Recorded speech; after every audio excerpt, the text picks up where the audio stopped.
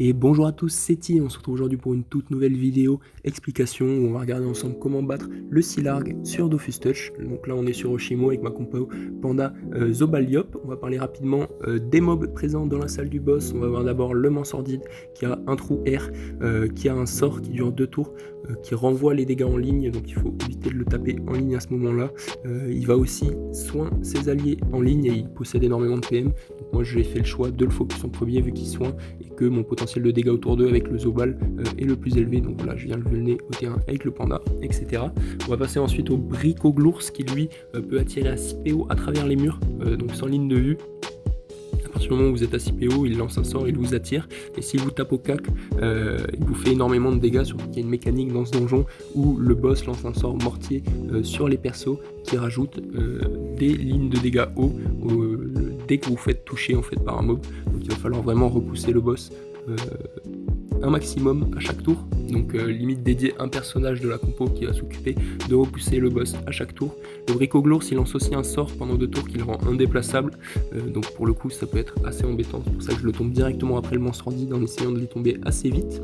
Et on va voir en dernier le Mécano-Fuchs, donc le mécano qui va venir en ligne retirer énormément de PM, pareil sans ligne de vue, et vous repousser, donc ça peut être très embêtant, ça peut vraiment diminuer votre mobilité de team. Donc moi j'utilise la petite astuce de l'invoque dans le coin, donc au T1 on met une invoque avec le personnage qui est l'ennemi et on fait attention à ce que tous les persos autour du Mécano-Fuchs soient hors de portée pour qu'il focus sur l'invoque et qu'il aille au fond de la map.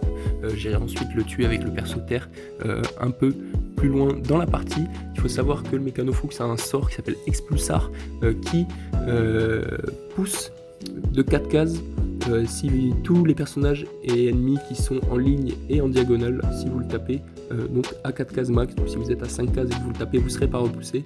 Ça peut être une mécanique qui est très pratique, par exemple en mettant un mob entre le Mécano-Fuchs et le mur, en tapant le Mécano-Fuchs, même avec une flamiche, ça fera du environ 500 de pouces sur le mob, donc ça peut être vraiment sympa comme mécanique à utiliser.